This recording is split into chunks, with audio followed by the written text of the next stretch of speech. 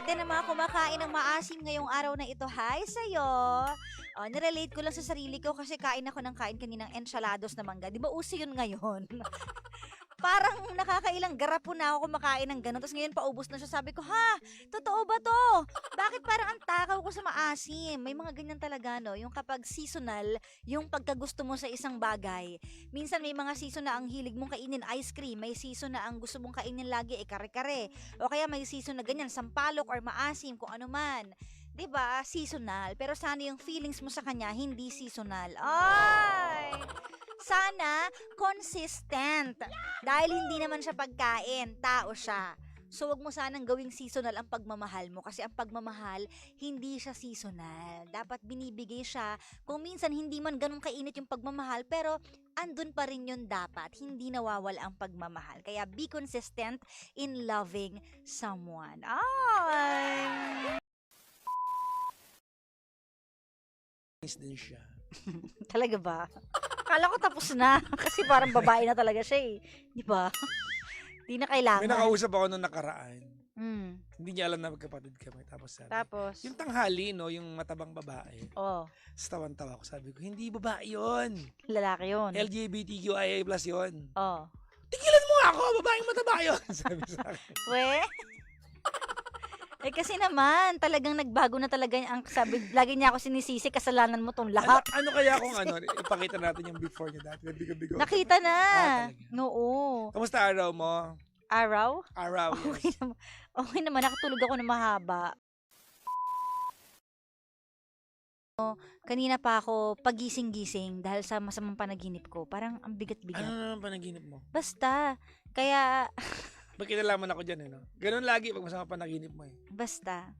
So, Have to do sabi ko, so- ano ba to? have Tapos something itutulog to do ko with ulit. Magigising ako. Sabi ko, ang bigat. Tutulog ko ulit. Maya-maya nagising na naman ako. Ano ba yan? Bakit ayaw kong tantanan? Puro pangit. Tapos tutulog na naman ako. Kaya putol-putol.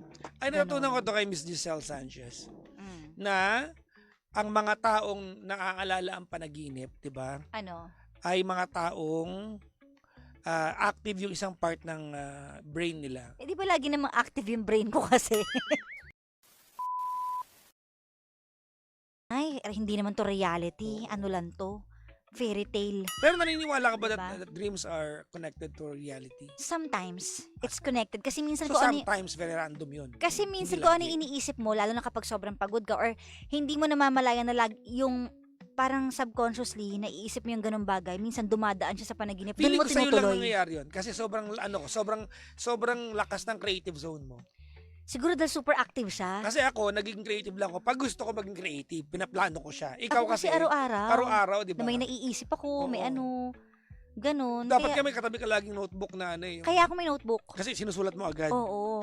At saka minsan kapag may maganda ako panaginip, pwedeng pang movie to ah. Ganon. Saka kalimutan mo rin after, di ba? So, Hindi, sobrang sinusulat dami. ko na. Parang, Talaga? oo. Wala siyang Nakikita ko pake. na naalala mo, dreams mo. Hmm. Kasi ako, ay, gusto ko nga maalala yung mga dreams ko. At saka, naalala ko lang ng mga dreams ko ay yung mga scary. Yung hindi ako Like- makahinga, may sleep paralysis ako dahil sa dreams ko. Ayun. Paano ka nagigising pag ganun? Anong ginagawa mo sa panaginip mo para gising na, Ay, gising na? conscious ako pag hindi ako makakilos. Okay. Ganun. Yung tawag nito, nire-restart ko yung, ewan ko, sabi nila eh, Mm-mm. nire-restart ko yung yung aking katawan, yung motor function ko by Mm-mm. yung moving yung pinakamalaking daliri sa paa. Kaya minsan kailangan may kumakalabit din sa akin na, uy, gising. At madalas yun mangyari kapag minsan nagasalita ako na, tama na. Tapos sasabihin ko, gisingin niyo ako pag ganun. Kasi minsan, hirap na hirap akong gumising. I-try mo akong katabi para may Ganon. kumalabit sa'yo. Mayat-maya kita kakalabitin. Bastos mo naman. Hindi! Ano ba? Ikaw nagsabi na kailangan mo na may kakalabit sa'yo eh. Oh. Paano ako Bakit naging... na mayat-mayat dinabuisit ako sa'yo? Paano ako naging bastos? Sabi mo kailangan mo na kumakalabit sa'yo. Bastos kasi gising ka ng gising. Oh, Hindi masama ka ko, din sobra mag-isip ka eh. naman. Oh. Sobrang... Yun na naman ibig ko sabihin Kalabit naman ng ako- kalabit, gising. Wala kaya ako masamang intention sa sinabi kong kakalabitin kita para magising ka. Naku! Kaya ngayon, Maasa ka ba? Na hindi hindi. kita kakalabitin. Ewan ko sa'yo. Oo, wag na. Tsaka nanonood lola ko. At isa pa yan. Nakakaya. Oo. Hindi pa naman sanay yun makakita ng gano'n. Sanayin natin kaya. Hindi kasi masyado siyang conservative, di ba? Okay lang yung ako yung nag-aano sa'yo. Pero pag ikaw, bilang lalaki, syempre, iba yung dating. Di ba? Hindi rin. Ako, Takot na takot ako mapanood favorite niya kaya yun. ako ng lola mo. Oo nga. Pero minsan nag-aano siya. Sabi niya, Kagaya PG, dati. namimiss na kita, PG. Hindi ba tayo magkita? Oo, busy ka na daw kasi. Oo. Sabi niya. May utang akong kape kay lola mo. Oo nga. Mm. Oo, sabagay. Pero wag mo masyadong i-worry yung tungkol sa pera. Kasi ako naman, di ako masyadong worrier pagdating sa pera. Kahit alam ko, Alam hindi mo, naman totoo ganun yan. kalaki. Oo, Kasi, ikaw ano ka, no? Diyan kita na chill ka lang sa ako hindi nagpapanik ako. Ah. Nakita kita lang hospital lola mo. mm-mm. Parang Kasi ano ko siguro malaki yung tiwala ko kasi na hindi naman ako pababayaan eh. Kaya siguro hindi ako nag-worry. Kasi iniisip ko, o baka kapag may tinatago kang pera kapag- ayaw mo na sabihin sa akin. Hindi kapag- baka meron kami na ng ginto kasi hindi ka nag-worry. Nakita ko yan nung hospital lola mo ulit, 'di ba? Twice. 'Di ba kasi lola mo twice sa Balakang. oo. Lolo mo, 'di ba? Ganun din. Ganon din. So, Ang lalaking amount. milyunan to. Tapos Oo. hindi ka gaanong chill lang siya. Hindi ko alam kung bakit hindi ako nag-worry. Kasi Saan yung mina mo ng ginto? Si- Ha? Kasi doon sa Baguio. Charot. Grabe naman. Eto, o-order na naman si Tita Katsi ng pizza dyan. Yan, kagaya ng mga ganun. Minsan, nagugutom kasi ako. last time Sarah, ako bili ka piniem naman niya ng, alam mo, pizza, ganyan. Sabihin ko, di ba kuripot kasi ako? Oo. So, kung ang budget lang for today is 300, hindi pwedeng lumagpas doon. 300. Kasi nga kuripot ako. So, minsan tatanggi, ano ba naman yan? Wag ka na, mayroon ba dyan biskwit? Hanap ka dyan ng ganyan. So, minsan di ko siya pinapansin. Kaya pala last time sa akin siya nag-PM. And then, nung last time naman, kaya sa'yo siya nag-PM kasi nga sabi ko, wait lang, busy ako. Kasi naka-on air ako, tapos naglo-load ako. So, hindi ko siya maasikaso. Gutom na raw siya. Oo. Sabi niya, wag na nga, kay PJ na lang ako hihingin yung pizza. Tapos, nagulat ako, ha? Totoo nga.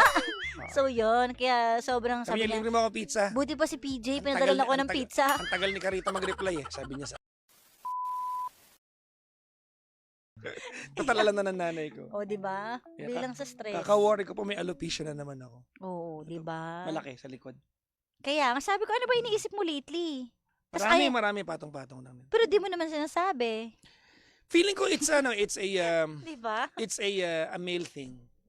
Sa male thing? Oo, di Bakit ba a na male parang ewan ko.